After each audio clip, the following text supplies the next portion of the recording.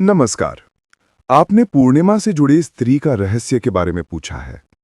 ये एक अत्यंत गहन, रहस्यमयी और दार्शनिक विषय है, जो सदियों से मानवीय चिंतन का केंद्र रहा है।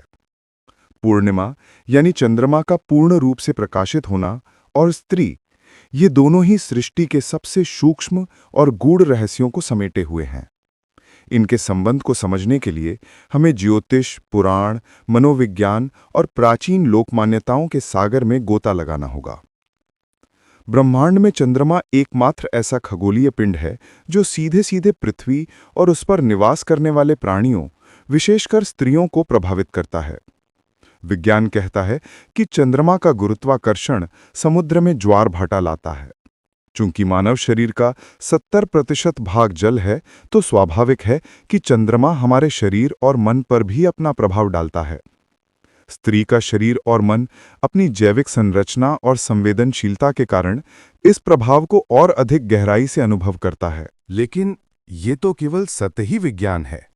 इसके नीचे छिपा है एक गहरा रहस्य, एक ऐसा ज्ञान जो प्राचीन ऋषियों, देवी देवताओं की कथाओं और लोक परंपराओं में भुना हुआ है।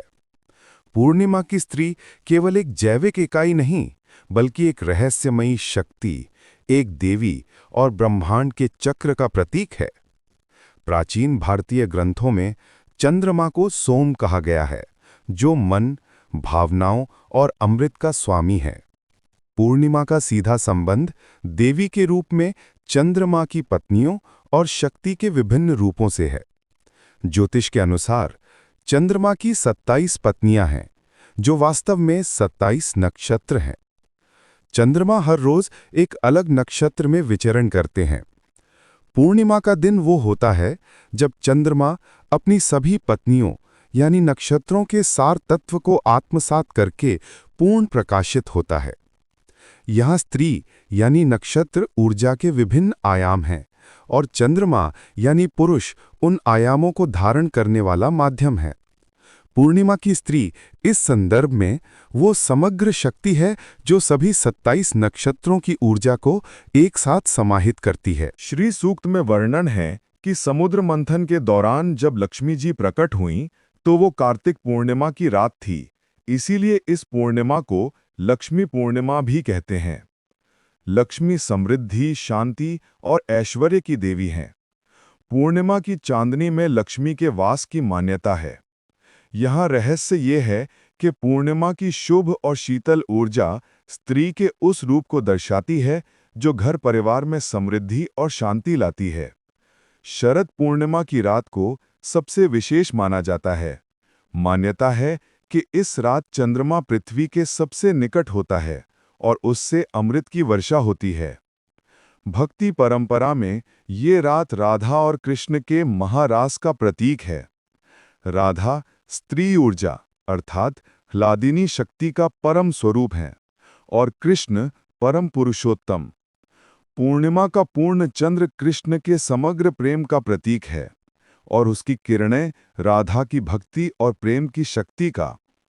यहाँ पूर्णिमा की स्त्री का रहस्य दिव्य प्रेम और भक्ति में छिपा है। वसंत ऋतु में आने वाली पूर्णिमा को वसंत पूर्णिमा या मदन मोहन पूर्णिमा कहा जाता है। ये सृजन, उल्लास और ज्ञान का पर्व है। इस दिन देवी सरस्वती की पूजा का विशेष महत्व है। स्त्री का सरस्वती रूप ज्ञान, कला और विवेक का प्रतीक है। पूर्णिमा की ये ऊर्जा स्त्री में छिपे सृजनात्मक शक्ति को जागृत करती है। एक सामान्य मासिक धर्म चक्र 28 दिनों का होता है। एक चंद्रमास लगभग 29.5 दिनों का होता है। ये कोई महज संयोग नहीं है। प्राचीन संस्कृतियों में स्त्री के रजस्वला होने की प्रक्रिया को चंद्रमा का समय कहा जाता था। माना जाता था कि जिस तरह चंद्रमा पृथ्वी के जल को प्रभावित करता है, उसी तरह वो स्त्री के शरीर में मौजूद जल और हार्मोन्स को भी प्रभावित करता है। पूर्णिमा की रात को स्त्री की ऊर्जा अपने चरम पर होती है। प्राचीन मान्यताओं के अनुसार पूर्णिमा के समय बहुत सी स्त्रियों का मासिक धर्म शुरू होता है या ओव्यूलेशन अंडोत्सर्ग होता है। ओव्यूलेशन का समय स्त्री की सृजनात्मक ऊर्जा के शिखर का समय माना जाता है। इसलिए प्राचीन काल में पूर्णिमा की रातों को सामूहिक उत्सव, नृत्य और साधना के लिए चुना जाता था, क्योंकि स्त्रियों की सामूहिक ऊर्जा अत्यंत शक्तिशाली और सकारात्मक मानी जाती थी। तंत्र में पूर्णिमा की रात को सिद्धियां प्राप्त करने के लिए सर्वोत्तम माना गया है। तंत्र शक्ति का मार्ग है और शक्ति का सीधा अर्थ है स्त्री।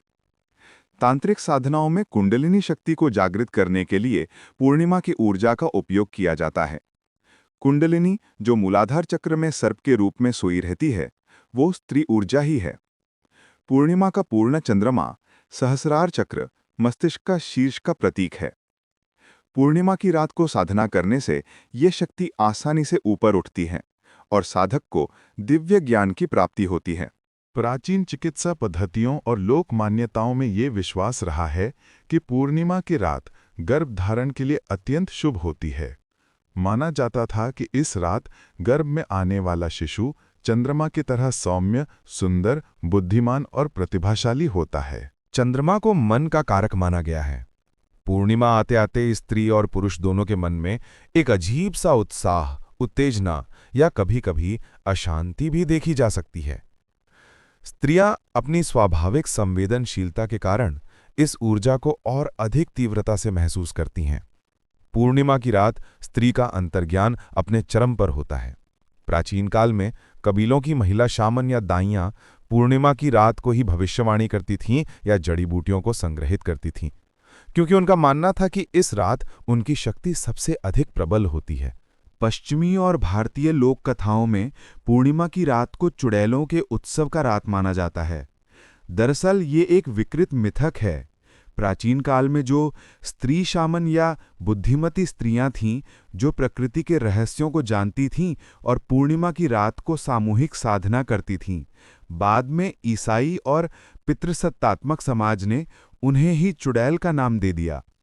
उनकी शक्ति से डरकर उन पर अत्याचार किए गए। पूर्णिमा की रात स्त्री की बढ़ी हुई ऊर्जा को अशुभ या डायन का जादू बता दिया गया। कई संस्कृतियों में पूर्णिमा की रात स्त्रियों को घर से बाहर निकलने, पेड़ पौधों को छूने या खाना पकाने तक से मना किया जाता था। इसके पीछे का रहस्य ये नहीं था कि वो अपवित्र हैं, बल्कि ये था कि उसकी ऊर्जा इतनी तीव्र और केंद्रित होती थी कि बाहरी दुनिया उसे संभाल नहीं पाती थी। ये एक तरह से उस शक्ति को काबू में रखने का उपाय था। दुर्भाग्यवश समय के साथ इसका वास्तविक कारण भुला दिया गया और सिर्फ निषेध ही रह गए। पूर्णिमा की स्त्री का रहस्य उसकी पूर्णता में है।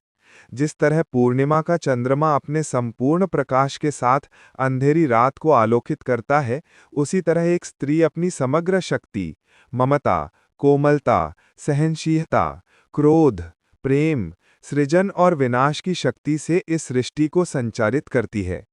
यह रहस्य उसे कमजोर नहीं, बल्कि ब्रह्मांड की सबसे शक्तिशाली इकाई सिद्ध करता है।